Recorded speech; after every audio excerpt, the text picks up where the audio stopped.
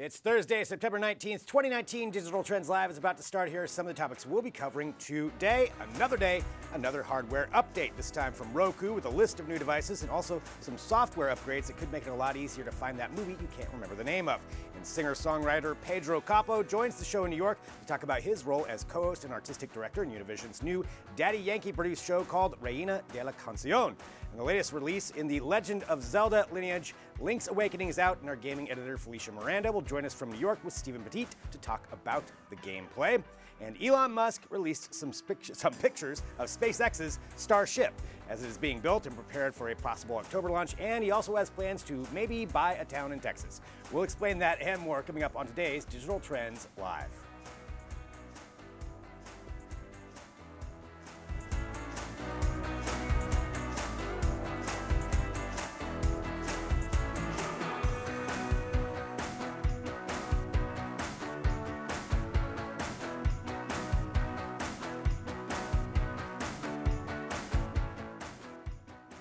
I promise after today I'll stop bringing it up every time, but I love the new intro. I do too. It's day 2 of it. I still have to acknowledge it. It's really awesome. Yes. Our animators did an incredible job. It's so cool. I just want to watch it over and over again, and I actually reached out and asked what the song was.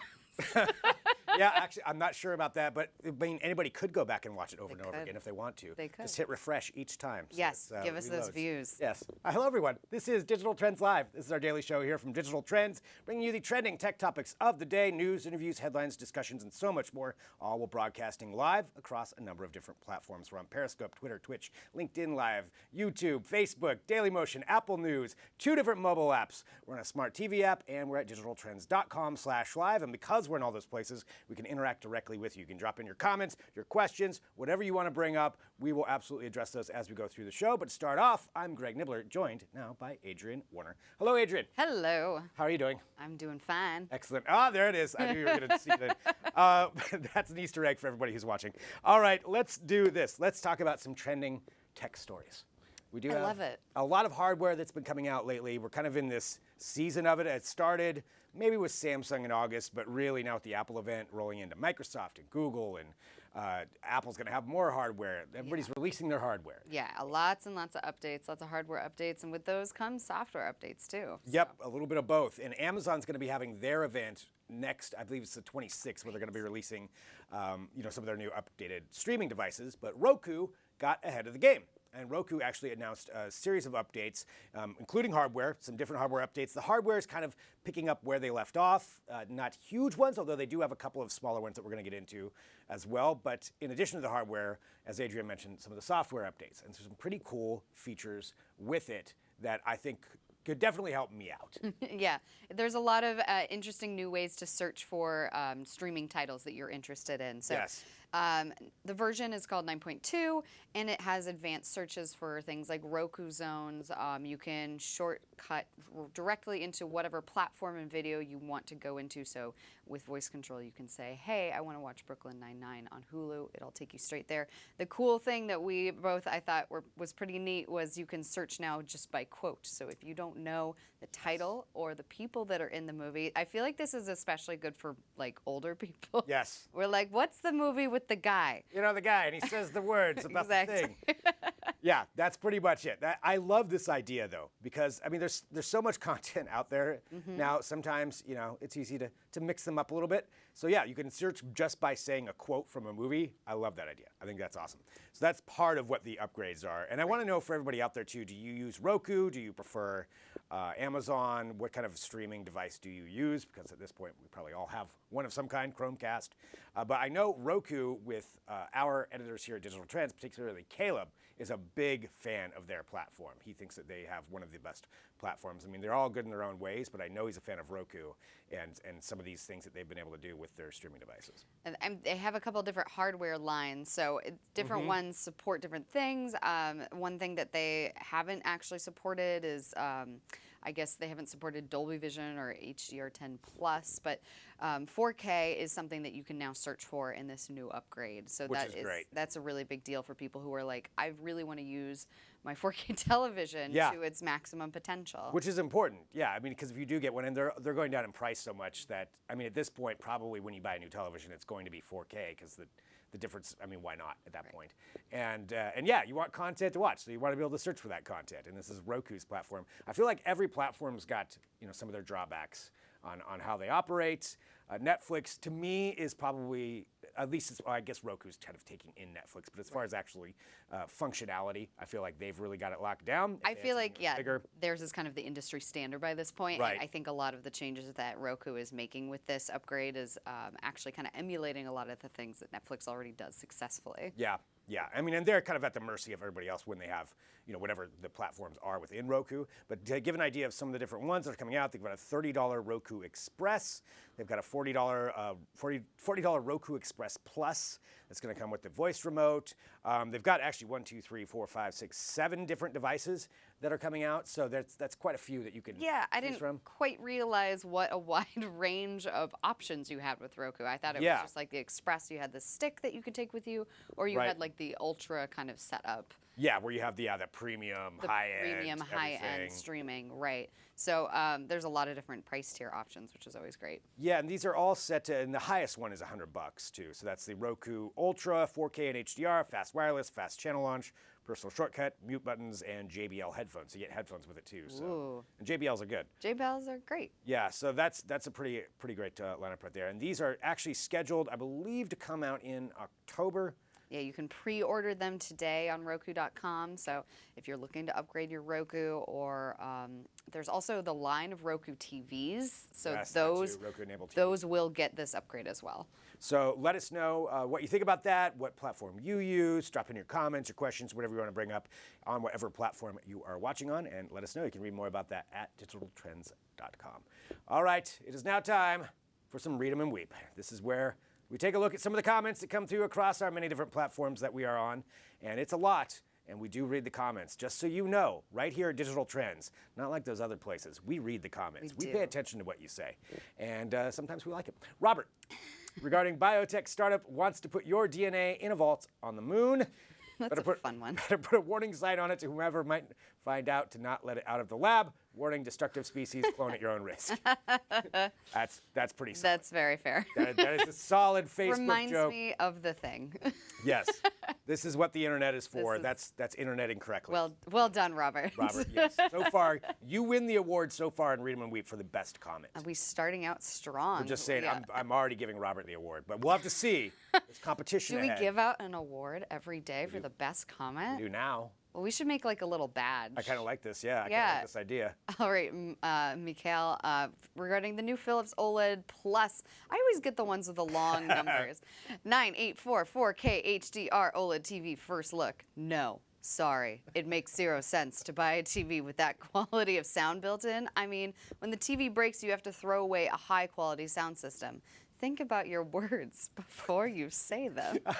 I'm sure Caleb didn't. We'll talk to him about that, Caleb. You got to think about what you're saying before you just say things. So let me just try to understand this. So it makes zero sense to buy a TV with that quality of sound built in. So it sounds like it has really high-end sound. Okay, I mean, that's great. That's great. Why is that a bad thing? I don't know why that's a bad thing. I think that they're saying that you wouldn't be able to take your sound system from TV to TV. Okay. Which makes sense, but hopefully you're not replacing your TVs that often. Well, I'm gonna say for an OLED plus 4K HDR That should television, last you a while. It should last you for a while. Yeah, if that's a concern, if the thing's gonna last a year, probably not worth it anyway. But I'm not saying that's the case because I've not read the review. So I'm gonna guess if he's recommending it, you should probably listen to Caleb. I mean, I do think that Caleb probably thinks about his words before he says them. No one knows more about televisions than Caleb Dennison. I mean, at least around here. Nobody I know. I mean, I would trust Caleb on what he says about this. I'm going to go with him, but Mikhail, we do appreciate your comment. We do really appreciate We it. will ask Caleb to think about his words. I mean, there's certain other instances I think he doesn't when he's here on Digital Trends Live. But That's true, or on Trends with Benefits. Yeah, or on Trends- Thursdays at 2:30 p.m. Got it. Pacific time. there it is. All right. All right, let's continue on. Eric Loringer, regarding seventh person dies from vaping-related lung disease, health officials say. Had to change my tone there when I started reading that. At least cigarettes are still legal for people wanting to make healthy choices. It's a better business model anyways. Kills your customers slowly. Wow. Wow, that's dark. Dang. There, you win the award for darkest comment of the day. Way to just bring it down. All right, Eric, I mean, it is true. I mean, this is a huge issue. This is a huge issue. It's really baffling to me that it has taken this long for, I don't know, for people to, for health officials, for the government to catch up to vaping products. I mean, they've been out for like, what, almost 7-10 years Probably at this point? something like that, yeah. Yeah, I mean, they've been out for quite a while, and we're seeing these ramifications come through. We're seeing the different bans that may get enacted. Companies are getting affected, so we don't know exactly where it's going to end up or what's going to happen with this, but it's a constantly evolving story. And yeah, seventh person dying. The only tie to all 7 of them is the vaping side of things. So yes. Yes. Serious, Eric. Thank you for making us all take a moment for clarity there to remember that. So thank you, Eric. All right. All right. There we go. Oh. Say this one. Ubersteigen. Teens react to Windows 95. Can't imagine the hardships. Me in 1995. Oh, wow. Computers are in color now. Shree? Yes. Shrey, yes. Yes. Thank you. I remember the old black and white computers. I mean, I think I was about 3 or 4 when I was using them, but yeah. Yeah. I definitely remember them. I do remember Windows 95, and it was still, the thing is, Windows 95 even back then was still confusing. It still didn't really work that Windows great. products are just always confusing to me. Oh, hot take. Sorry. Hot take right here. Hot take from Hot Nozzle. All right. Regarding teens, okay, so Shui, thank you. Yes. Thank you for your comment, and I think I can agree with that. I Yeah. agree. All right, again, this is Read 'em and Weep. This is what we do here every day here at Digital Trends Live. Alex, regarding Bob Iger says Disney and Apple would have merged if Steve Jobs was still alive. Wow. Well, that is how Apple got its logo, biting into that poisoned apple. Ooh, Alex, really? We're getting some really dark ones some today. drama thrown in there. Biting into that poisoned apple. Alex, yeah, I know that story is kind of strange because that is him. He was talking about how him and Steve Jobs were like best friends, I guess. And I didn't realize this. I wasn't aware of their friendship. Just imagine them skipping through a field hole. Yes. Yeah, with the Mickey Mouse trailing behind. Oh boy. Sorry. That was amazing. I hope that was caught on the microphones. But yeah, the fact that they could have merged, I don't think that ever would have happened, to be honest, because there's no way either. that wouldn't pass some kind of monopoly law. I mean, at that point, then we're going to have President Disney, is going to be. That just seems way Disney owns so much already, and Apple is literally the most. What is it like the highest earning or like the highest? Like what is Apple was the most valuable company. I think it go. still is. They had a value of over $1 trillion. So can you even imagine? Yeah. Yeah, I mean, it's just insane. It's just insane. So I don't think that would have ever happened. But that is an interesting story to read. So you can definitely take a look at that at digitaltrends.com. All right, should we continue on? Yeah, we've got some more news. We've got a lot of food news. Food news. On the line. Food block. Food block. So foods from both Impossible and Apeel are going to hit the supermarket soon. Impossible Foods we're pretty familiar with the Impossible Burger. Their Impossible Burger meat is actually going to hit shelves in the Southern California area. And Apeel, which I believe you guys had on the show pretty recently, we did. They have a second skin technology that they apply to fruits and vegetables that helps them from going bad. And these are actually going to roll out into stores and be available to consumers very shortly. So let's kind of walk through these. So taking a look at Apeel there, as you can see, this happens to me all the time. I buy something at the store, then I forget about it, and then by the time I remember it, it's too late. And that's a lot of waste. There's a lot of waste in food that goes on that way. And so this is something that Apeel came up with. So it's like a fruit varnish. Yeah, that's exactly the way you can think about it. Yeah, I guess it's made from different organic compounds derived from pulp, peels, and the seeds of other fruits and vegetables. So, immediately you think, what are they spraying on these vegetables? It's actually just organic materials that they have obtained from other vegetables, and it prevents oxygen from getting in and carbon dioxide from getting out. So it really is like a second skin that goes over it, and keeps that food fresh longer, which can save a tremendous amount of food. So this is pretty cool. That's going into the grocery stores with the avocado side of things. They'd already have had some deals before, but avocados in particular. I mean, we were talking about this before the show. Oh yeah. Avocados are tough. You have to get it right in that specific range. And it's like half an hour where it's perfect. Yeah. I swear to God. So that's it. This actually extends the shelf life of avocados from 2 to 4 days, which is huge. The impact that this could have on food waste. Food waste is a massive problem in our supermarkets across the world. So this could have a really, really tremendous impact on not throwing away fruits and vegetables. Yeah, could double or even triple shelf lives. So that's amazing right there. So that's something that's going to be coming in. So that's for the avocados, Apeel. They're going to be going into a few different places now as they expand. Kroger is where they're going to be going. Right. So 1,100 Kroger stores, which is actually quite a lot. Yeah. Kroger's huge. Kroger's huge, and I believe across the country. I'm not 100% sure. I'm pretty sure, with 1,100, because they have Fred Meyer, Safeway, and then a bunch of other stores that I don't even raise, I think. But anyway, there's a lot of them.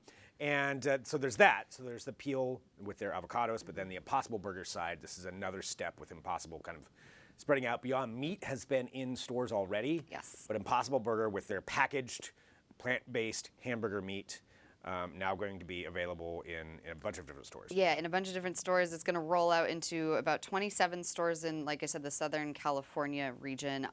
But they really want to bring the burger to more grocery stores, including East Coast ones. So later this month, we should see more updates about a more nationwide rollout with Impossible Burger. Yeah, and they said it doesn't really look very appealing when it's rolling off the line like that. But you know what? I'm still on board. Neither does regular hamburger. That's true. And I eat both. But yeah, they said plan to reach every region of the U.S. by the middle of next year. So you're going to have all these other options. And I think just looking at a bigger picture, I love this idea that we're having these different options that are coming out. And the main thing being the taste. If you haven't tried one of these, try them. I mean, I'm not going to say, I'll be honest, it's not like the world's greatest burger you've ever had, but it definitely tastes like a hamburger. It tastes like a burger. Yeah, for how well I assume the majority of people cook their food anyways, or how unwell they cook it, I assume it'll live up to many standards. Yeah, I think it would kind of. Was that a hot take? I'm sorry. I think that was another hot take from Hot Nozzle. We got a lot of hot takes coming on over here. You don't know what you're going to get when Adrian's on the show. That's what we're looking at. So, and again, I'm looking at the comments too as they come through. We've got a lot of people talking about this. Yeah. So it's the thing is that Impossible Burger is already available in a bunch of different restaurant locations. So including 7,000 Burger King. So this is really huge step in that people will be getting it in stores. And apparently the chain that it's rolling out to, people cannot take home more than 10 packages at a time because it has a lot of fans out there. Limited run. I'm just getting a note too. It looks like we're having Apeel back on next week as well. Very cool. So a follow up to that. You can check that out next week, and you can always take a look at the other one. Okay, George. No, an avocado will always have an 18-minute window of perfection. Possible avocado toast. Ooh, impossible avocados. I'll think about it. All right.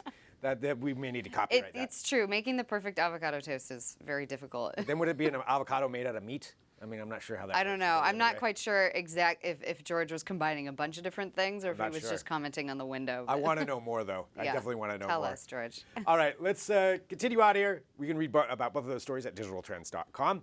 Let's talk about another trending story, and I had to bring this up because it was trending everywhere today, and it has to do with Apple going after a patent for a word, and that word is Slofie.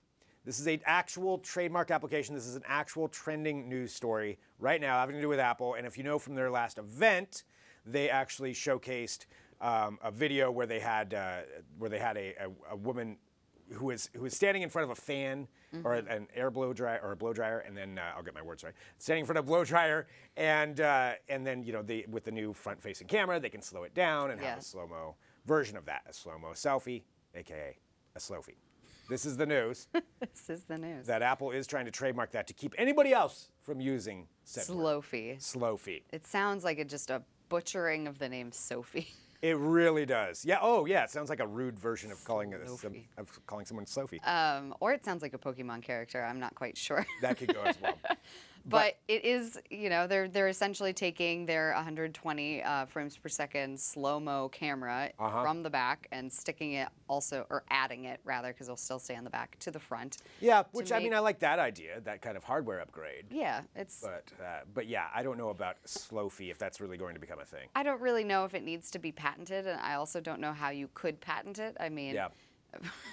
Yeah. I'm not sure this is what they're going for. Julie, Slofie is downright lame. Yeah, I think that's and that's on YouTube right now where we're seeing that. Thanks for commenting on YouTube. Yeah, I think I agree. I kind of want to know what everybody else's opinions are, though. Are you a fan of that? Who wants a slow-mo video of themselves? It's going to be in a selfie, a close-up. Is that something that people really want? With the rise of selfies in general, there's already a lot of people, talking into the camera for whether it's, Instagram, TikTok, any of these other social media applications. So I don't know, slowing it down is perfectly fine. Slofie? I think just the name is terrible. Slofie. Would it be called Slofie or Slofie? How would you prefer to pronounce that? Well, I would think Slofie. I would think Slofie because, you have the two vowels with only one consonant in the middle. Come on, let's go take a Slofie. That doesn't sound like something that anybody should say ever. Slough off. Yes.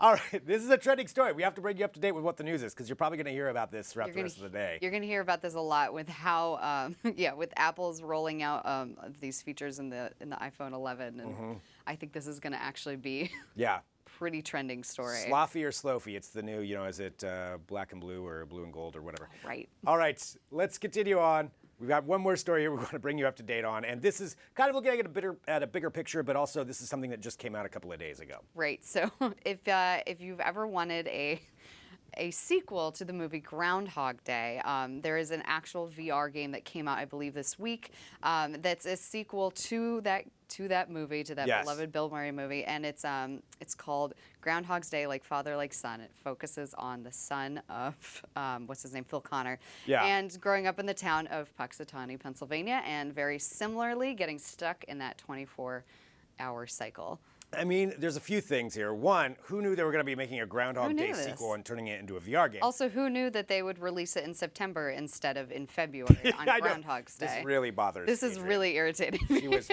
quite upset about this before we started. So the game launched on September 17th, and a few things to look at. I mean, gameplay.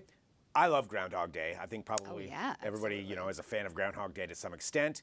I think it's an interesting concept for a game. It might get a little bit old if you're just repeating the same tasks over and over and over. So you have different tasks. Yeah, you have different tasks on every day. It's basically like a narrative kind of puzzle game. Yeah. So you have to solve different puzzles each day. I've read a couple reviews. It doesn't quite capture the same magic as the film, but it's like a really neat approach to a really beloved franchise, which I think is something that we were commenting on is something that we've seen a lot of VR, games trying to do, whether it's with Star Trek or trying to emulate something, or bring in this other kind of narrative and other experience that you could have from it. So I'm a fan of this. I think this is kind of cool because it doesn't really mess with the movie franchise, but it's something else additional, and it does involve Sony, and thinking about how that narrative would go. And you wonder if you're going to start seeing more and more of this with different franchises. Like, could we get a Matrix game? Because I think that would be a fun one. A Matrix VR game would be cool. That would be very fun. I think no matter what, I will be extremely nauseous at the end of it. I cannot play these. I'm so sorry. The technology is getting better, though. They're working on that to slow down that, to fix that. It has to do with how many pixels and what your view is, because that's where you get that motion sickness from it. This one really reminds me of this franchise called Octodad, where you're an octopus, also a dad, and you're doing really random tasks with your tentacles. So you're trying to things up right now. I'm really not. I know Felicia Miranda can back me up on this one. Octodad. Octodad. Okay, I would watch that movie. Science experiment going on. Just had to throw that in there, but I've seen. We actually tried like a year or so ago doing a live play of a Rick and Morty VR experience. So a lot of these kind of narrative like extensions of these really beloved franchises are making their way into this space. Yeah, well, it's going to be interesting to see where they go, but I think, with the ever-expanding content, I think maybe we'll see more of things like this. I would definitely like to try it. You can read about it at digitaltrends.com. All right, I know we need to get to a break. First off, Adrian, thank you. Thank you for having me. And you will see Adrian again here later today. It is Thursday, so Trends with Benefits live at 2:30 p.m. Pacific, 5:30 Eastern for our Roundtable Tech Podcast today, where we're talking about enhancing your body with prosthetics and robot arms and all of that stuff. All that's going to come up. It's going to be fun. Beep boop. So join us here later on today.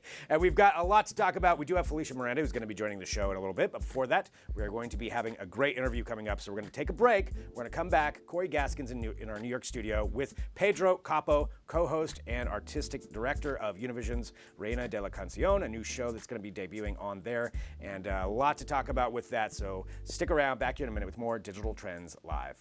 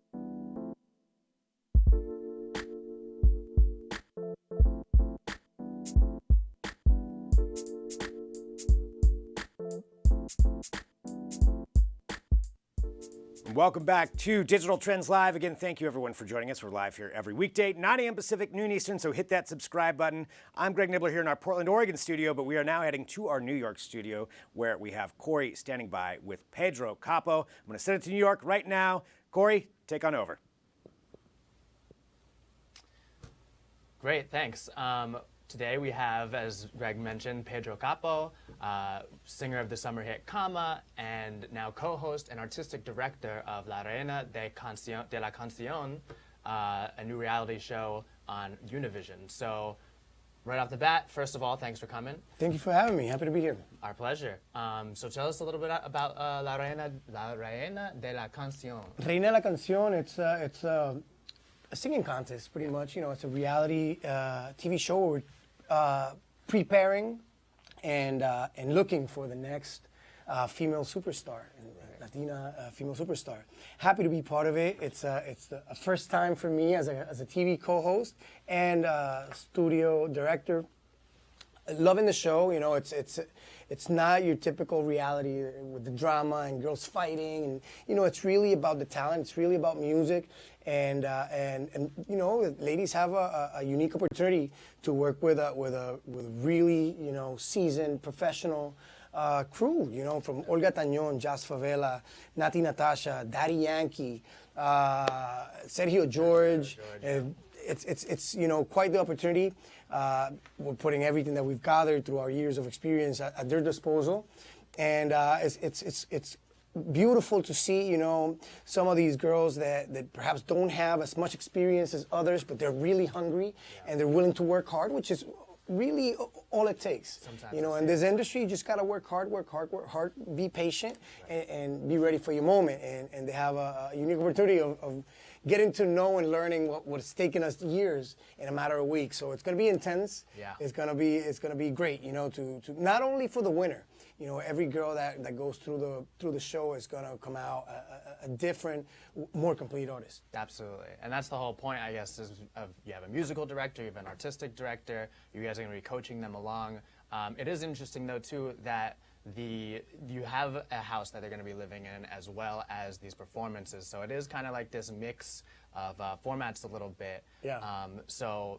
Yeah, can you tell us a little bit about how that works? Yeah, I mean, the girls, they got to be, you know, isolated and no phones, none of that, and completely focused on that, so it doesn't affect, you know, at some point it goes through votes, so, you know, we don't want nobody doing too much PR on their social media or anything like that. You know, some have some followers, some have 20,000, you know. Right. You don't want that tip in the scales. But yeah, you know, and plus, it's a moment to be focused, you know, to manage the task at hand and make the most out of it. You know, in the house, there's the studio as well, and that's where we are doing vocal coaching, where we work on, you know, choreographies, scene presence, you know, because it's not only about singing, it's about a superstar, what we're looking for, and that requires work and preparation. So all of that is going to be taking place in the house. And that's a lot of what you're going to be focusing on as artistic director, if that's correct. Right. Choreography, singing. Right. I mean, we have a group of professionals as well that are going to, you know, be focused on each area. My job is to support them technically and share, you know, whatever knowledge I've gathered throughout the years, and also be somewhat of a shoulder to lean on. Also be a life coach and a psychologist at points. But you got to crack the whip a little bit too. Absolutely. It comes with harsh criticism for their own, you know, for the movement. It's for their growth, and it's a tense environment at points. You know, everybody's fighting for a dream. There's girls that are closer to the, you know, 18 and some closer to 40s, 50s. So there's a big range. Some are you know, a little more seasoned, some have a stronger psychological, emotional makeup, and some don't. So we have to balance it out and try to give everybody a fair shake at it. Right, so that the best talent comes Absolutely. on top. Absolutely. So your job really is just to cut away everything and make sure that they can perform the best that they can. Absolutely. At the end of the day, those 3 minutes to 2 minutes that the song lasts is what they got to showcase it. Everything that they have in the house from us, it's what gets them ready for that moment. Once you get to stage, you know, you just gotta do what you do and Hopefully it's the best version of yourself. Absolutely. And speaking of which, you're going to be on the stage yourself throughout the entire time while you're there. So you're going to be touring for your Kama tour, right? Yes. And filming these tapings. Yeah, you know, I've been blessed with a beautiful success with this song Calma, and with being part of this amazing cast that is working in Reina de la Canción. So yeah, balancing it out and having fun with it. You know? And that's the life, and that's what you got to teach them, how to balance this kind of grind. Absolutely. Right. So as we mentioned before, you have this all-star cast, Daddy Yankee, you have Sergio George, who's worked with Maluma, Jennifer Lopez. Mark Anthony, I mean, this guy redefined Latin music, you know, so it's quite the privilege, you know, for me as well to be surrounded by this amazing artist that I respect, that I learn from, that I appreciate, and for the girls, you know, to be able to work with the top cats in the industry is quite the opportunity. Yeah, what's it been like for you working with them, collaborating? Have you guys been butting heads, or has it been like, you know, everybody's got their role, I guess? There's agreements and disagreements, but we all get along, you know, we all know what it takes to make it in this industry, and we know the hardships that come with it. And we all respect each other, and we respect the girls, and we learn from the girls too, you know. We're all artists at the end of the day, and that's certain things you can't compare. Everybody brings something to the table. I'm happy, man, blessed to be working with, you know, Olga Tañón, which is a reina de la canción, you know, so girls have that kind of mentorship, not only as a judge, but, you know, the judges also, you know, share, you know, their insight with the contestants. So to have her, Nati Natasha, which is a new reina de la canción too, you know, and Josh, who's an amazing singer-songwriter, Sergio, you know, Daddy Yankee, who's, you know, a phenom. This guy's from another planet. Hit after hit after hit. So he definitely knows, you know, he has something on the ball. He knows about it, and he wants to curate it. Plus, our names are on the line as well, so we definitely want to keep the integrity of the show at a very high level. For sure. And it's interesting that you said that, you know, obviously they're going to get a unique opportunity to get all these different facets from all these different kinds of people. But it's interesting that you said that you're learning from them as well. Like, what would you say is like one of the biggest things that maybe you were reminded of or like learned from coaching them? I feel like a lot of reminding, you know, it's easy to get caught up in the emotions and in the noise of the industry, and we have to remember this is still our childhood dream, you know. It's something to love, it's something to be always grateful and connected to, and to keep fighting and working hard towards it, you know. We were talking about that earlier. Once you get to the top, it doesn't mean you're living there forever. It's something to maintain. It's even harder that way. So yeah, I learned that. I'm reminded by them and their hunger. Yeah. Stay hungry. This is a beautiful gig. It's a blessing of a gig, and we should take it as such. Absolutely, and you've had a lot of success, as we mentioned. So I was wondering how, during all this time that you've grown as a star and became kind of an icon status, how has it been managing your social presence? Because it's a tough thing. It's tricky to navigate sometimes. You know, I just try to keep it real, man. You know, just be myself and not try to go too deep into a character that's going to cost me to turn on every time there's a camera. I'll just try to be myself, enjoy it, be present. Yeah. You know, I feel like that's my intention all throughout. Just keep enjoying it, be present. And when there's honesty, there's connection, and you know, it makes it easier. Right. And this may be the answer to my next question, but what would be maybe the main thing that you're hoping that you can impart on them? Obviously, you want to teach them all the skills and all these things, but what is the main, what do you think is like the one thing that you want these people, like if there's one thing that you can give them to like take away while you're coaching? Have fun. Yeah. Be present. Enjoy it. You know, like you said, there's all the technical, that's very important, and all the presence. But once you're there, the moment is yours, and you have to make it yours. And the only way to connect with that is having fun, letting go, and letting your instrument and your preparation do its thing. Absolutely. Couldn't say it better myself. So where can we catch this show? Univision, starting September 22nd, 8 p.m. Be there or be square. Absolutely. Pedro, it was a pleasure. Thanks so Likewise, much for coming. We'll be back after a few commercials.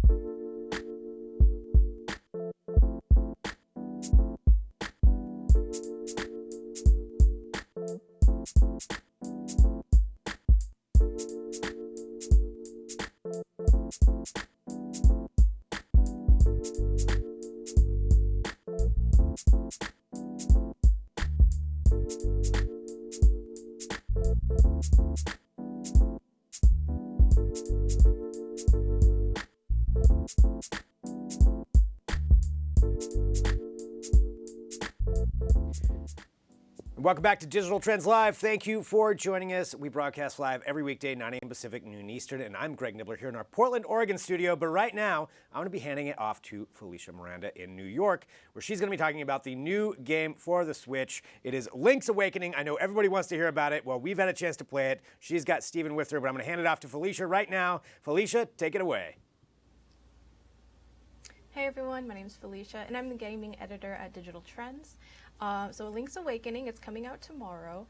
And for those of you who are unfamiliar, you know, Link's Awakening was first released on the Game Boy in '93, and then there was another Link's Awakening called Link's Awakening DX that was released for the Game Boy Color in '98. And now we have another remake that's coming to the Nintendo Switch. I'm here with Steven, and he actually got to review Link's Awakening for Digital Trends, so I wanted to ask him a few questions about it. That way you guys can get more familiar with it, and you can figure out whether or not you want to pick it up. So, Steven, can you give some of the people who might not know too much about Link's Awakening kind of like a summary about what it's about? Absolutely. Link's Awakening, it takes place directly after the events of A Link to the Past, the Super Nintendo game. And what happens is Link's traveling to go help out other worlds, and his raft crashes, and he lands on this mysterious island called Covalent Island. And he wakes up, and he learns that in order to get home, he has to collect all of the magical instruments that awaken this giant windfish that's in an egg at the top of the mountain. It's a very weird Zelda game. It's filled with talking animals and all sorts of just kind of real mysteriousness about the island. It's pretty cool. It's definitely one of the odder Zelda games, but it's still a fan favorite nonetheless. So what really stood out to me when we first heard about this game, and I feel like this was the same for a lot of other people, was the way that it looks. I know you talked about it a lot in your review and that you love the way that it looks, but how does it really affect the overall feel of the game? I mean, the graphical style, as you can see on the screen, is really cute. All of the characters, including Link, they kind of look like like dolls. And it really helps with the personality of Covalent Island to begin with. It like gives it a kind of like a play set feel, that all of these little talking animals and all of the strange dungeons and the strange different regions in the world, the graphical style really helps that. And also with the fact that with the new with the Switch hardware, like the processing of it, it doesn't segment the world, so you're not getting all of those little screen breaks like how you would on Game Boy, like how each screen was the size of the the actual Game Boy screen. So the whole overworld, it just kind of freely flows into the other regions, and it's really nice. Yeah, it really seems that this game is all about the details. And, a lot of people are calling it a one-to-one remake, but in your review you were saying that there are a few things that Nintendo has done to make this a little bit different. What are a few of the things that are new to the new Link's Awakening? I would say one of the major things for gameplay is that in the original, all of your items, including the sword and the shield, were all mapped to the two Game Boy face buttons. So you always had to constantly going in the menu to switch out items, the stuff that you pick up in dungeons. Now this one has a lot of the stuff's mapped to the different controls on Switch. And then some items like the power bracelet, like once you get that, all it does is it picks up everything that you can pick up with the power bracelet without even using a button. So, I mean, that makes it a lot cleaner to play, and it lets you use a lot more of the items at the same time. That's probably that's the big gameplay thing, but they also add a lot of other like smaller improvements. Like there's map pins, so you can place a pin on the map, kind of like Breath of the Wild, and that's really helpful because they added a ton of new collectibles like heart pieces and more of the secret seashells that are in the game. So you can mark the pin on the map. If you can't get it because you don't have the right item, you can go back later and get it. And then there's a bunch of other little things, like there's fairy bottles that they added, which are normally in most Zelda games. I mean, just all sorts of stuff. That's very cool. Those are the big ones, though, for sure. Oh, I guess there's one more thing. They added the chamber dungeons. There's that, but I think we're going to talk about that in a little bit, yeah. But that is, they added that to create the dungeons. It's kind of like Mario Maker, but not as in-depth, because it's just taking rooms from the dungeons and placing them in. That's probably the worst part of the game. Mm-hmm. It doesn't take anything away from it, but it gets kind of repetitive really quickly, and it just makes you want to go back and play the regular dungeons. Yeah, I did see a little bit of criticism about the chamber dungeons, which we will talk in a little bit. But another big change was the fact that, this game has historically been on handheld, and now you can play it on a hybrid console, which is pretty awesome. What would you suggest is the best way to play Link's Awakening on the Switch? I prefer to play it on a handheld. I think that the top-down perspective really suits up well for a handheld game in general. It feels like a classic Zelda that that you would play on a handheld. It runs great on console as well. But since the map's kind of smaller than normal Zelda, than your average Zelda game, and it's just the perspective of it, it's got like a cozy feel to it that feels really great to just like sit on the couch and play with the handheld. Yeah, so we know that it's not perfect. Yes. You did touch on some of that stuff in your review as well. What are some of the things that, weren't as stellar that you would say in Link's Awakening? Yeah, I mean, going back to, I said it a little bit, but the chamber dungeons for sure, because that's the biggest new addition in the game. And it just makes you kind of want a real Legend of Zelda maker. There are some things in chamber dungeons that make it unique, but not a lot. It's got some rooms that you can add like variables to them, like different monsters or like hearts dropping from the ceilings, which are different than the actual dungeons. But it's not big enough to where you want to keep playing it over and over again. And then there's frame rate issues a little bit, which is kind of surprising because it's a first-party Nintendo game, and usually those run very well. Mostly in like the main village, there's some drops in the frame rate. It's not noticeable enough to really like deter from the experience, but it is a little odd. Well, if you guys want to read more of Steven's thoughts on Link's Awakening, it's available now. It's up now on digitaltrends.com/gaming, and it's going to be coming out tomorrow for $59.99. If you want to go out and pick it up, you can actually pre-order it now if you want to. We're also going to have a ton of guides coming, so make sure you check back tomorrow as well for that. We're going to head to a commercial break, so make sure you stick around to see the rest of DT Live.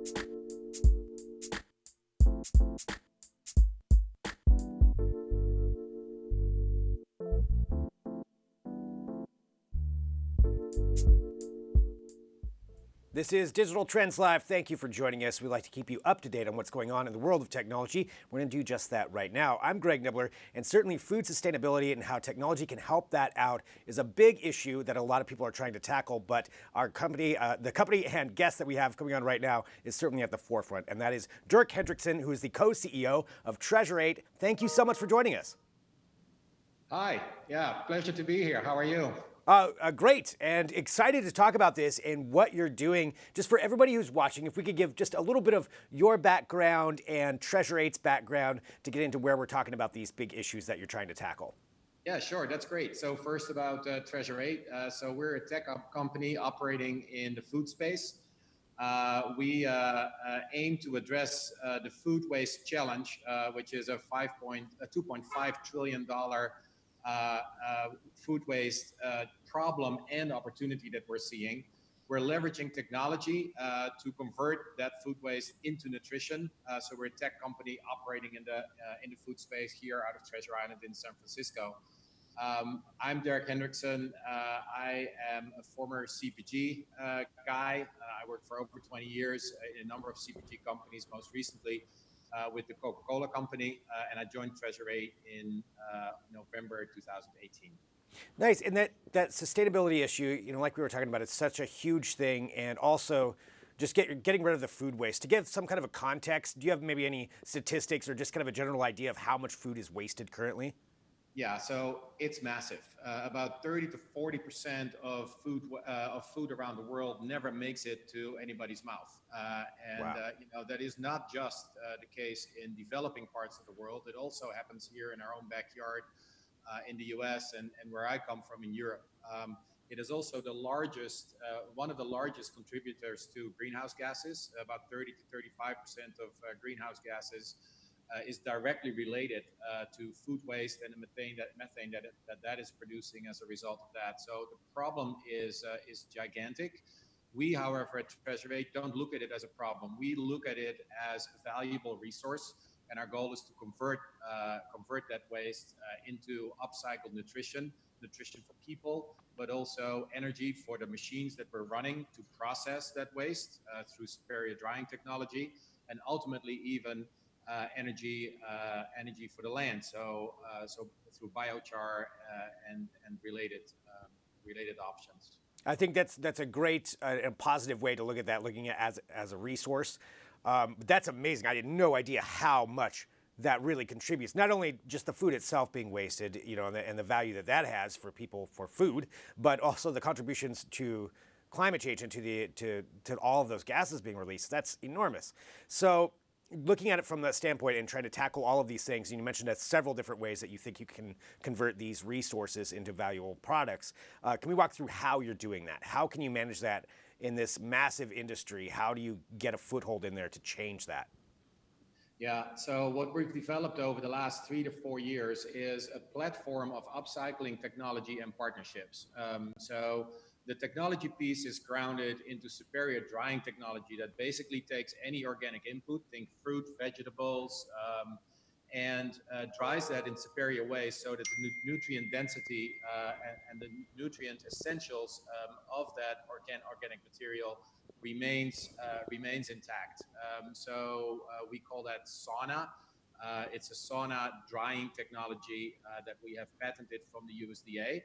But of course, with the machine alone, we will not be able to make the impact that we aim to create.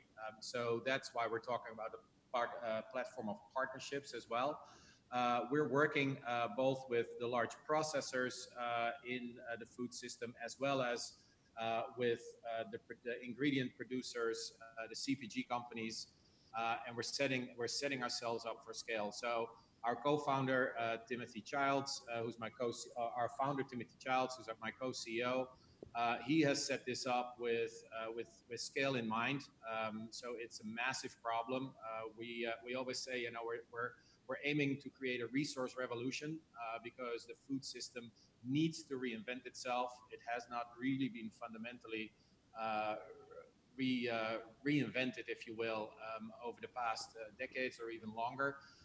But technology has made such great leaps forward that it's now possible to do that. But we can't do that alone. So partnerships, that platform of partnerships is a huge part of it. So what we have now is technology and a beginning set of partnerships that we are turning into at least 3 areas that are important, what we call ventures. One of them is in food. We call it food as medicine. So it's looking at whole foods and bringing all the nutrition of whole foods in sustainable ways to more people, particularly people who have less access to it.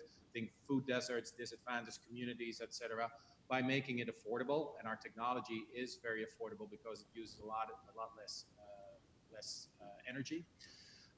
We're also looking at hemp drying and particularly looking at hemp as a source of fiber and protein that is highly nutritious and that can be used as an ingredient for the CPG and other related industries.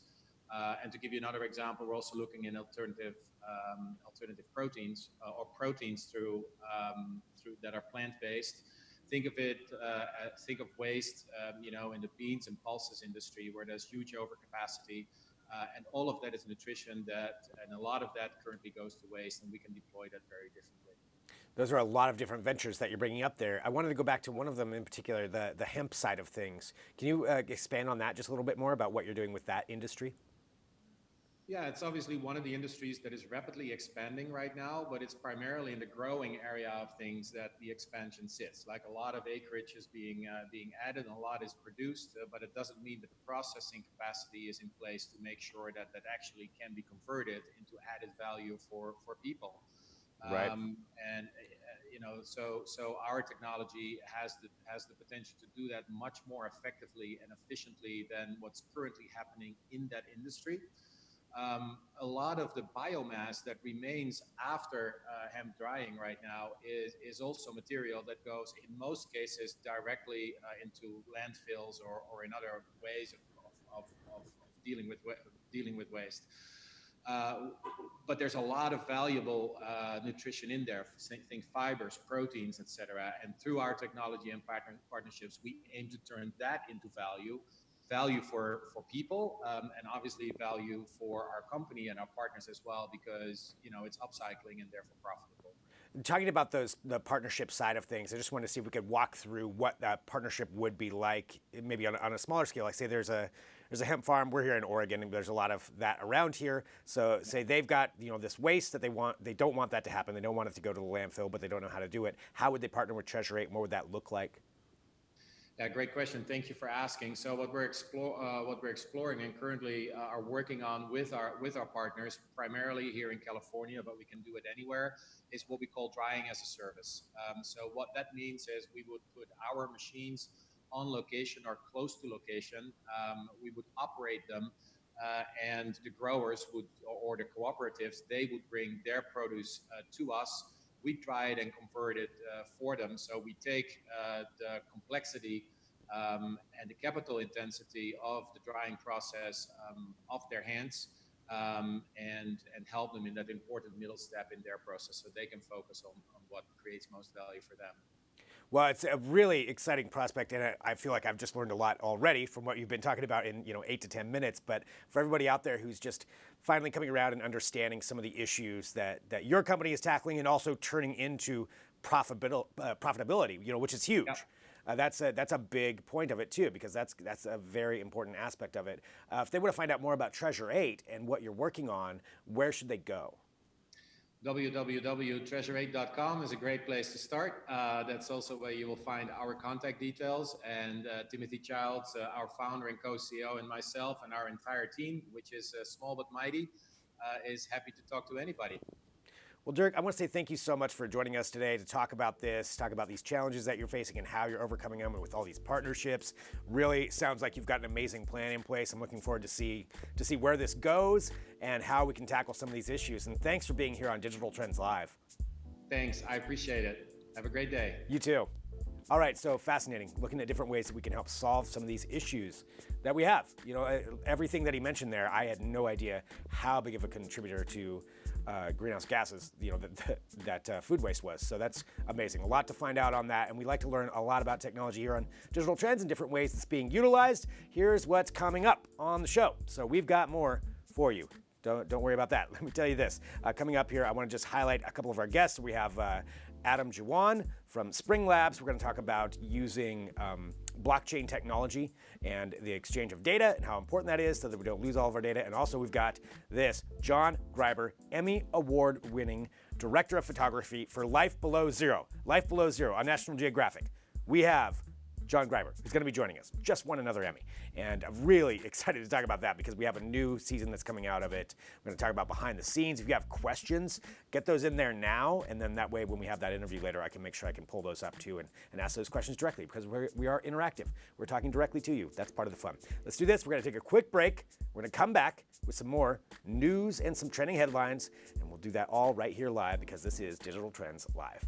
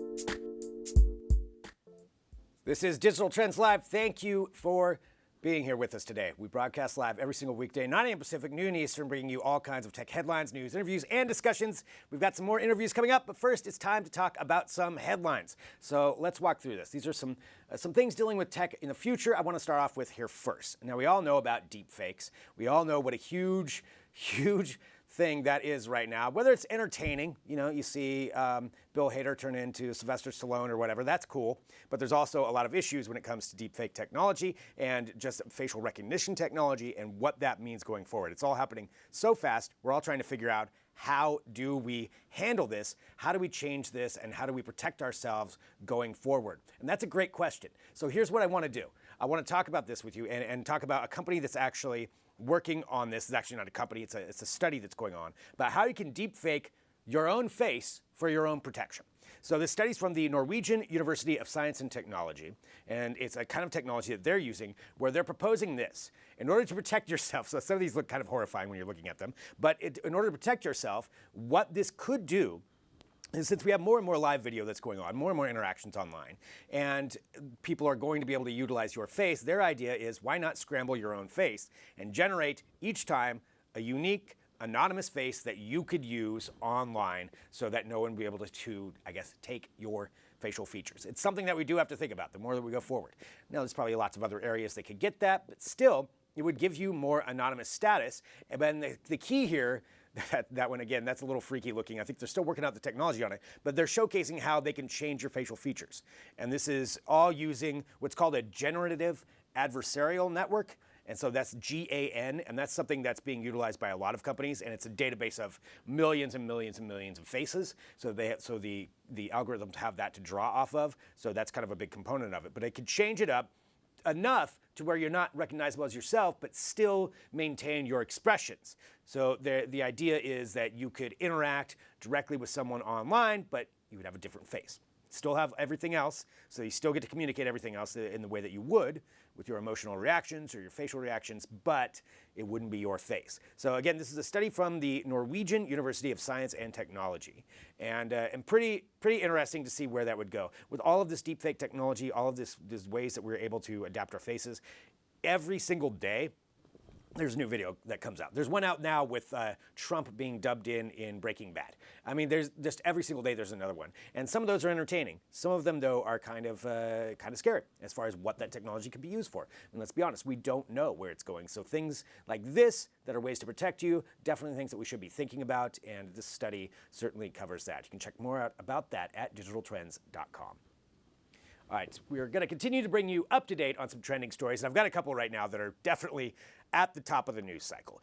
And the first one has to do with Elon Musk always finding a way to get in there, but this is pretty cool. It has to do with SpaceX and their preparations to test out the Starship. So Starship is kind of the penultimate ship in this line of SpaceX ships where this would be the one that in theory would take people to Mars or take people to the moon, be reusable. There's a picture that he posted making fun of it, calling it Tatooine, out of one of their hangars at their new facility in Texas. Well, it's not new, but at their facility in Texas, showcasing them getting it ready. Now, there's speculation that they're so far along on this that we could get a test launch even early October or mid-October.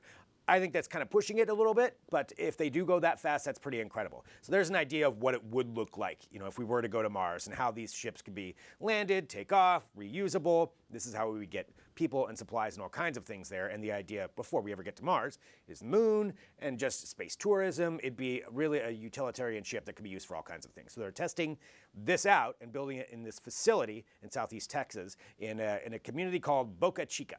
So Boca Chica is where this is at. And they've been doing this for a while, but now there's been some issues coming up because Boca Chica actually has a little community there. It's not quite a town. It's actually technically called a hamlet, but there are a lot of actual retirees who live there, and that's a picture from this one woman's yard, Boca Chica Maria, which is a solid Instagram handle. That's from her front yard, where she can see the Starship right there. And they've been complaining about how loud it is, which that's about a mile away, I believe, a mile and a half away from her home. That's how big the ship is. And yeah, I can definitely see how that would be an issue being next to that. So what Elon Musk has done, what SpaceX has done, is they've sent out letters to everybody in the town offering to pay triple the value of their homes in order to just buy this town. Move everybody out, they'll pay triple the value, and then they would own this little hamlet as well, and that way they wouldn't have to worry about the nose issues and the FDA. There's all kinds of FAA issues apparently that they have to go through when it comes to that. Some people are interested in the offer. Most people are not. They don't want to move, which this could become kind of an issue.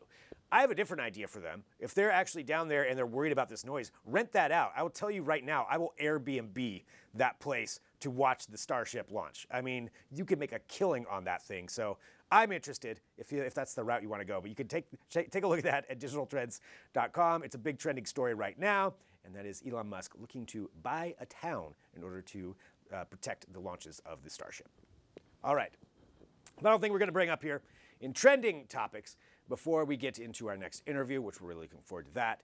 This is something that's been trending all summer, I feel like. There's been a lot that's gone on with this, and it has to do with the storming of Area 51. Now, we all remember the Facebook event, the Facebook Evite that went out, where this guy created this event called Storm Area 51, where the idea was you'd get thousands and thousands of people storming Area 51 because, well, they can't stop us all. And this was posted clearly as a joke originally. I mean, the idea was that everybody would Naruto run, which Naruto running is where you put your arms down to your side and your arms hang behind you. And we can get into that here in a minute. But the whole thing, so looking at the actual event, was Storm Area 51. They can't stop all of us. We will all meet up in rural Nevada and coordinate our parties. If we Naruto run, we can move faster than their bullets. Let's see them aliens. This was the actual post. Now, he posted it as a joke. This ended up getting, I believe as of now, there's over 2 million people who accepted the invite to it. Not that many people are going to show up to this, but who knows how many are actually going to. Now, he has since said, okay, never mind, this spun out of control. I don't want to be in charge of this. They tried to set up an event in Las Vegas over it. They had to cancel that because it was just too disorganized. But right now, this is actually happening because it's tonight. It's tonight. Allegedly, based on the event, between 3 a.m. and 6 a.m. when this is supposed to happen, where everybody's supposed to gather next to Area 51 in rural Nevada and storm it with their Naruto-style running. I'm sure it's not going to be a ton of people, but somebody's going to do it. Somebody's going to try it. It's not smart.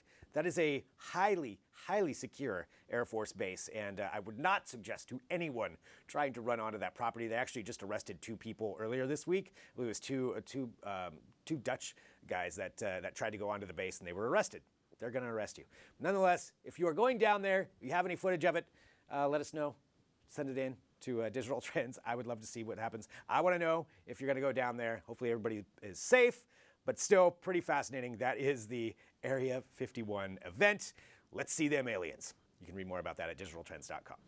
All right, let us continue on here with Digital Trends Live. And again, thank you to everyone who joins us. We do appreciate it. We broadcast live here every single weekday, and we bring you up to date on everything that's going on in the world of technology, and all kinds of things are happening constantly. So it's a lot to keep track of, and that's what we like to do with both our website and with Digital Trends Live. I'm Greg Nibbler, and joining us right now, we have somebody at the forefront of technology. We have Adam Jawan, who is the CEO and co-founder of Spring Labs. Thank you so much for joining us. Thank you very much for having me. Really appreciate it. Excited to talk about this and how blockchain is being utilized in different ways, in particular with all of this data that we have out there and the way that we share data now. And I want to get into all those aspects of it. For everybody watching, can you talk a little bit about why you founded this company and maybe what some of the problems were you were looking to solve? Absolutely. So just as a starting point, Spring Labs has developed a technology that, if successful, will disrupt the global credit bureau system. And the ultimate aim of this technology is to create an ecosystem that is much more secure, much more accurate, and much more transparent. And we also have as core objectives of our business the promotion of consumer privacy as well as financial inclusion. And to your question of why we started this company, my co-founders and I had the experience of establishing a number of specialty finance and fintech companies here in the US, Europe, and elsewhere. And we had the firsthand experience of observing the flaws with the existing credit reporting system today. And we thought a lot about what were the elements of an ideal solution. And that culminated in what we call the Spring Protocol, which is an information exchange, which we think, again, if successful, could really disrupt the global credit reporting system. So let's talk about this, the Spring Protocol, and maybe we can go through a little bit of how it works now and without this kind of protocol, and where some of the holes are and what specifically consumers may not be aware of, and then get into how you're solving that. Sure. So let's just start with the existing system today. So the existing system today suffers from a number of different challenges. Those challenges, as we all know, include security. The Equifax hack of 2017 is a stark reminder of that. But in addition to that, accuracy is a major issue. So the FTC estimates that 20% of credit reports contains a material error. A material error on your report results in material change in your credit score. A material change in your credit score in this modern economy means not only a material change in your borrowing costs, but in many cases, actually, it could really change the access equation. Can you even get a loan? Yep. So accuracy is a major issue as well. In addition to that, you also have other problems related to transparency, contestability, consumer privacy, and financial inclusion.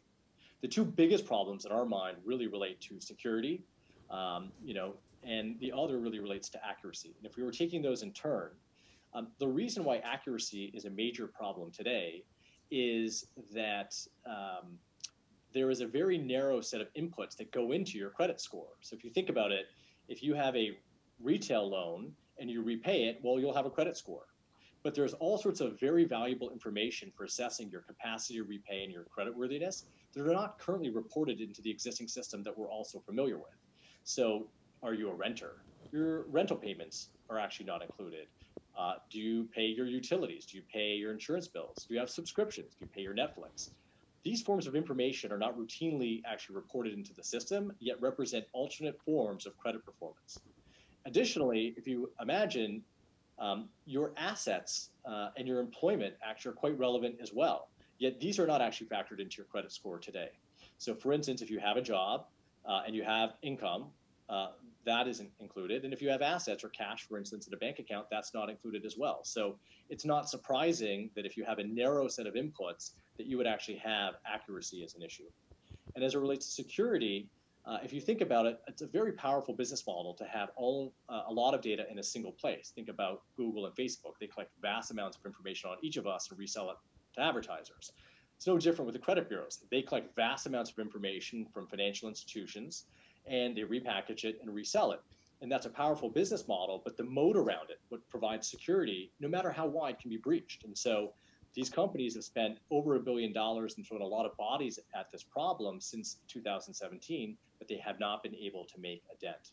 So ultimately, we think a fundamental rethinking of how the system works, i.e. how credit and identity data are gathered and shared and who shares it, needs to include mechanisms that create greater accuracy, greater security, preserve consumer privacy, and transparency. And that's ultimately what the technology we're bringing to bear does. That is a wonderful description of all of the different issues that are going on with the credit bureaus right now and how that works, because you're right, it's frustrating. Even when you're walking through that, you realize how many times people are not represented correctly, or quite honestly get screwed over. If it's 20% of the time that these things are wrong, that is a huge percentage.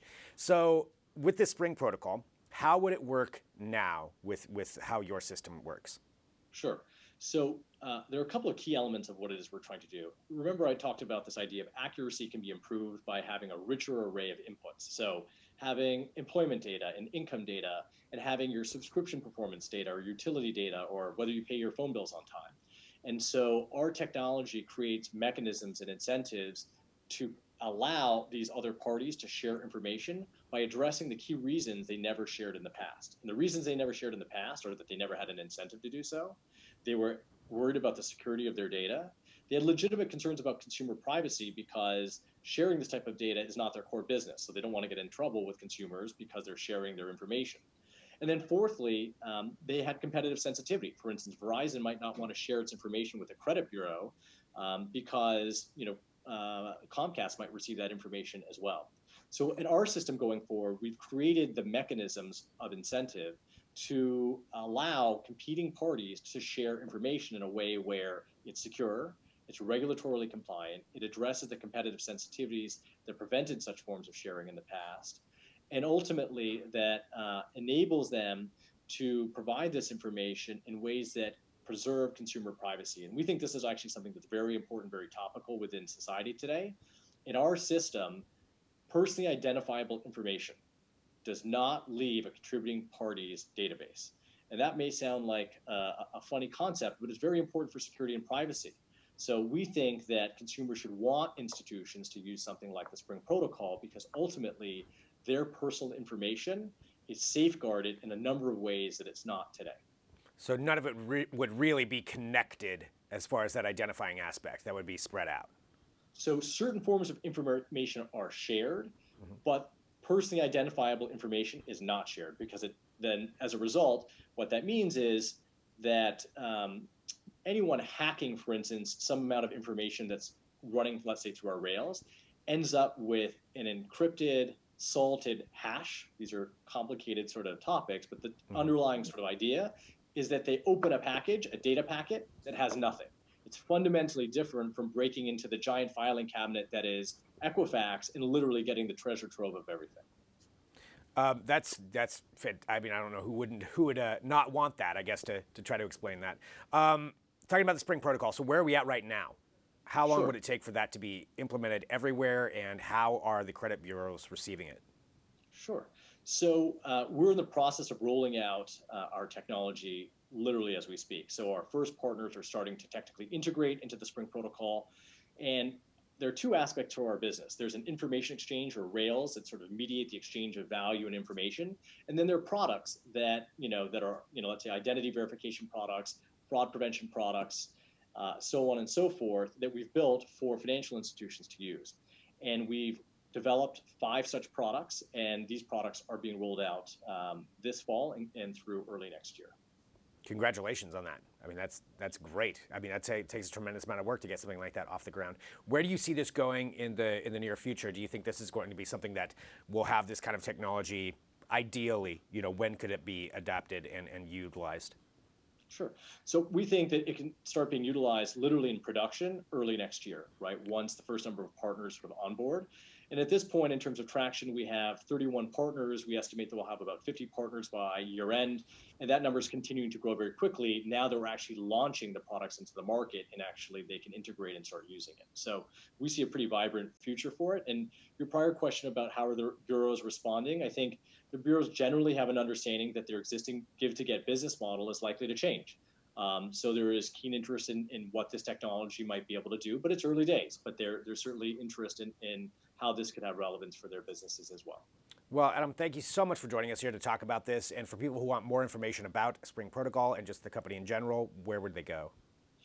So they can go to springlabs.com, which is our website that contains a good amount of information on what it is we're trying to do. And of course, they can always reach out to us sort of directly as well at info@springlabs.com if they'd like to learn more. Great. Well, thank you so much for being here on Digital Trends Live. My pleasure. Thanks for having me. All right, so fascinating look at that. There are so many issues with our credit system I didn't even realize until you started talking about that. That just is frustrating. So I'm glad somebody's working on some solutions to that, and hopefully technology can help that. All right, here's what's going to happen. We're going to take a quick break. We have a very exciting guest who's going to join us. Next, though, we have John Greiber, the Emmy-Award-winning director of photography for Life Below Zero, the show about Alaska. I want to find out what it's like filming that show in extremely harsh conditions. I know at some point they're at negative 40 degrees. I mean, it's just insane. And this is going in and, over 100 episodes of this and what that's like. And so excited about it. So drop in your comments, your questions. If you have some specifically about the show or for John, let us know, and I will get those into the interview. But stick around, back here in a minute with more Digital Trends Live.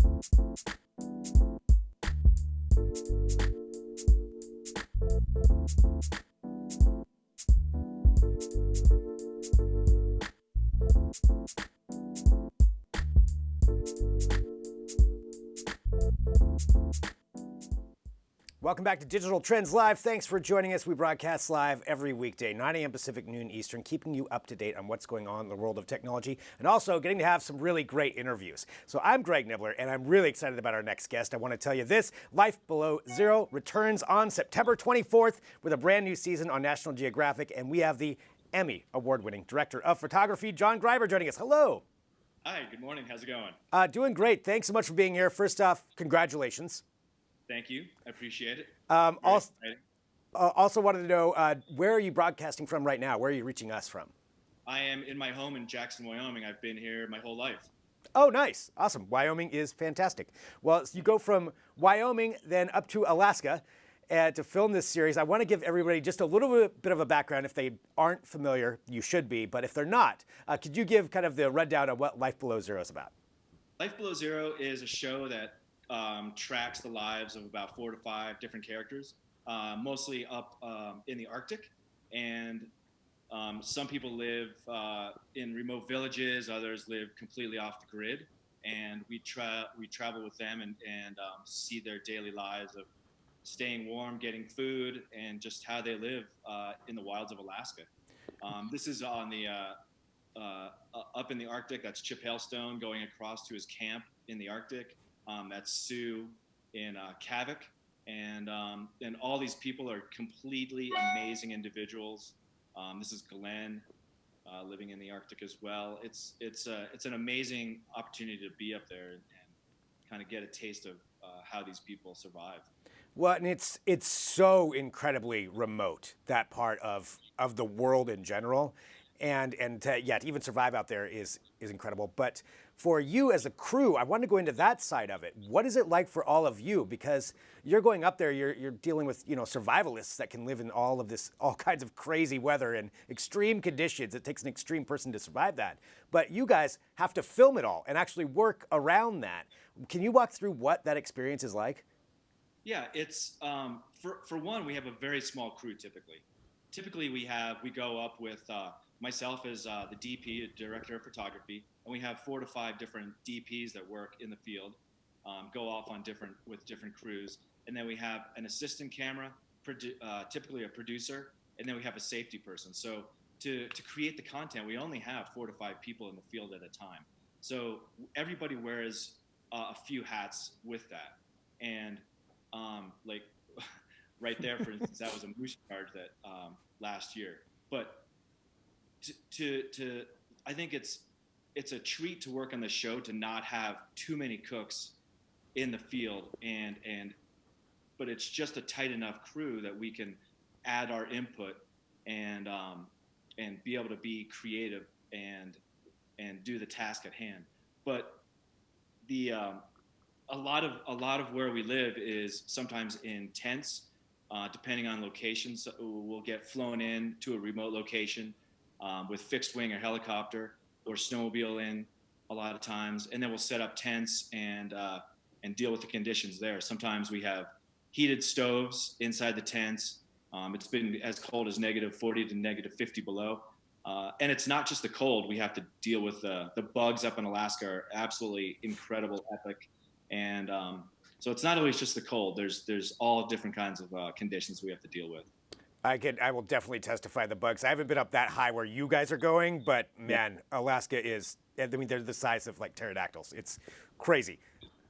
So talking about that, those extreme conditions, and being in there, there's always this, I feel like sometimes there's a misnomer about some reality shows like this where it's like, oh no, the crew is going back to a nice hotel every night. You don't even have that option when you're that far out there. So how do you carry around your equipment? Like, what is that like with such a small crew?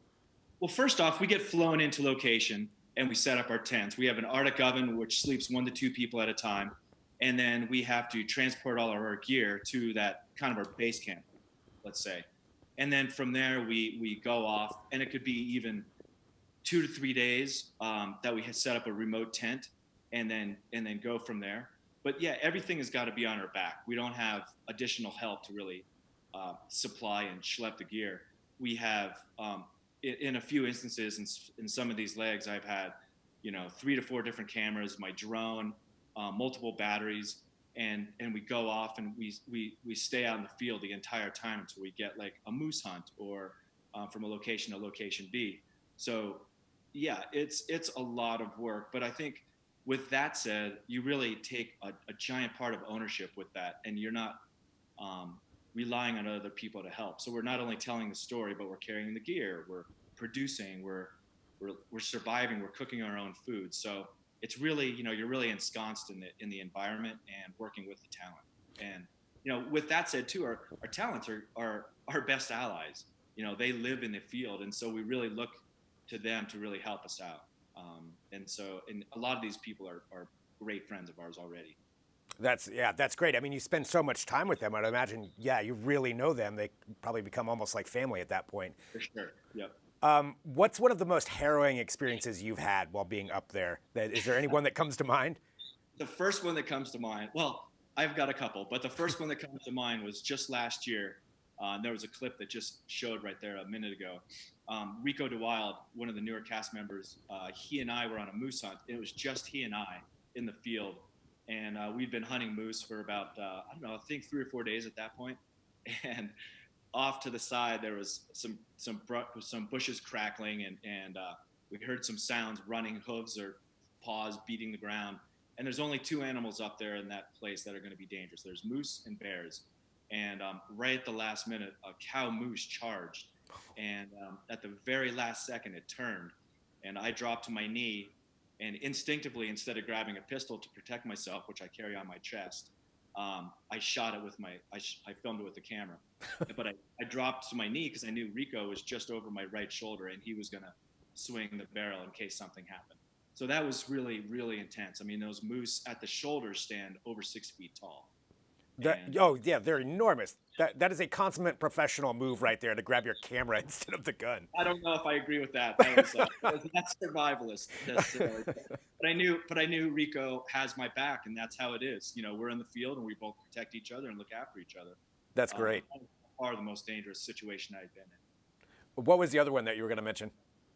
Oh, I think it's, you know, everybody says it's the wildlife and the cold, but I mean, we fly in so many fixed wing aircraft, you know, and I've had some close calls, and you know, clouds just coming in and locking out where, you know, thought we were going to go over a pass and we had to abort, land in a remote spot, or you know, and it is the cold, you know, but in the cold, when it's negative 45 or 50 below, which we see that on the thermometer very often, you're literally dressed for that. And so it's not always the cold that's going to get you. It's all the little things that, you know, add up. So if you make a mistake out there, it really will get you. Yeah, it's incredibly dangerous, and yet you keep going back and keep filming more. So, so maybe you're a little bit crazy, but I think it's fantastic. So let's talk about this new season for everybody who's a fan, or you know, what can we expect with this season? Who are you following in this one, and what should we look forward to? Well, I think it's you know, as cameramen, I think you can look forward to just stepping our game up each time. It's not necessarily a competition for the cameramen and the DPs to get better footage, but I think deep down inside it kind of is. So we're always trying to up our game with drone coverage, with specialty camera, you know, and make the show just look absolutely as stunning as we can. We have the same cast members. Rico DeWild is new to the show now, and he just brings that different flair that I think the show's kind of needed, and just gives it a jump start a little bit. We follow him and his family. They live up in the Arctic, and I think it's just I think we're all just so excited to get back out in the field after coming off this other Emmy win. It's actually the third Emmy win for the cinematographers. So we just get out there and we just get super excited, you know, and just keep stepping our game up and make the show look as good as we can. Well, I am follow the lives of these amazing people. You know, they're absolutely fascinating to be around, and they're great friends. So I really look forward to getting up there. I know everybody else does. Yeah, I mean, and you're right. That is such a unique area. There are so few people that can survive year-round in something like that, and yet do. And we're getting the inside look because all of you are going up there and learning along with it. And I imagine you're probably pretty amazing survivalists at this point on your own. Absolutely. I mean, you know, right now this is my favorite time of year in Jackson, Wyoming. I cut my own firewood. I've been cutting wood for 40 years with my dad. And now that's how we heat our home. You know, we've been hunting every day for as much as we can. My son and I, he's 16. So right now it's elk and deer. We fill our freezers with meat. And so, you know, it's really easy for me to relate to how these guys live, because I do the same thing. I've lived in Wyoming my entire life, and I've kind of, you know, grown up doing that same kind of, not just necessarily survivalist, but fending for yourself. And so I can really relate to it. So it's, you know, I live what I film, really, is what it is. And it comes through. It comes through on the show. And that's what I want to let everybody know, too. Life Below Zero. So the premiere for the new season is Tuesday, September 24th on National Geographic. And I cannot say how much I'm looking forward to this next season. And John, I want to say thank you very much, too, for taking some time out of your day, off your time here, to come and join us here on Digital Trends Live. Really appreciate it. Absolutely. Thank you so much for the opportunity, and stay tuned. I can't wait to see what the editors do. I mean, the editors unfortunately didn't win an Emmy this year, but there's no way we could, you know, showcase our amazing footage without the editors and producers. And it's an entire family at Life Below Zero, and it's just a pleasure to work there. So thanks for having me. Thank you so much for being here, and congratulations again on the Emmy, and looking forward to this season. Excellent. Thank you so much. All right. So how cool was that, right? That was awesome. That's what we get to do here on Digital Trends Live. We get to bring you those kinds of interviews, and we get to bring you that kind of content. And it's always fun, and we appreciate everybody who joins this show. However you're watching, whether it's interactive right now or whether you watch later or however it is, we appreciate it. So hit that subscribe button, share the show, and the more of that we get to do, the more we get to bring you cool interviews like that. And I can say this, there's more on the horizon along those lines, and we're really looking forward to that. And we thank everybody who's along with us here every single day, 9 a.m. Pacific, noon Eastern. Let's walk back through what we talked about today, just going all the way back. I got to take a look myself because at the end of the day, we've covered so much tech. It takes a minute to remember. So we had Adrian Warner in here. We talked about the new gadgets from Roku, the new devices, the new software for it. We covered that at the beginning of the show. We had Pedro Capó with our own Corey Gaskin in New York, co-host and artist director of Univision's Reina de la Canción. So great interview there. Amazing finding out some of the backstory behind that. We had Felicia Miranda with Stephen Petit talking about that new Link's Awakening game for Nintendo Switch. I know a lot of people are interested in that, and so we have the whole behind the scenes and the whole review of that. We had Dirk Hendrickson, the co-CEO of Treasure 8, a company looking to help alleviate some of those issues with food that just goes bad, with food waste and different ways that can be utilized and turned into an asset and even profit, which is key. That's huge. So talk to Dirk about that. We had Adam Jawan talking about the issues with the credit industry and the way they're looking at actually helping out consumers, and that is huge. There's some statistics that he put out into that I had no idea about, and 20% of credit reports being wrong. That's not cool. So Adam's working with their company, Spring Labs, and the Spring Protocol in order to try to fix some of that. And then, of course, there at the end, we had John Greiber, Emmy-Award-winning director of photography for Life Below Zero, premiering on National Geographic, the new season, next week, Tuesday, September 24th. All that is just today. Tomorrow on the show, we have Ciara Pressler coming back for another work-life segment. We have Ken Young from Flipboard for Tech Briefs, a new segment of that. We have so many different things we're going to be talking about, and we do this live every single day. So thanks for joining us. Hit that subscribe button. Come back here tomorrow at 9 a.m. Pacific. Later on today, 2:30 p.m. Pacific, 5:30 Eastern, we'll have Trends with Benefits, which is our roundtable tech podcast, where today we're going to be talking about turning yourself into a cyborg and all of the advancements in biomedical technology that are not only fixing issues, which is great, but then there's the idea of really advancing yourself and giving yourself bionic eyesight and things like that. We'll discuss all the developments in that, all live as well. So thanks for tuning in. We'll be back tomorrow with more Digital Trends Live.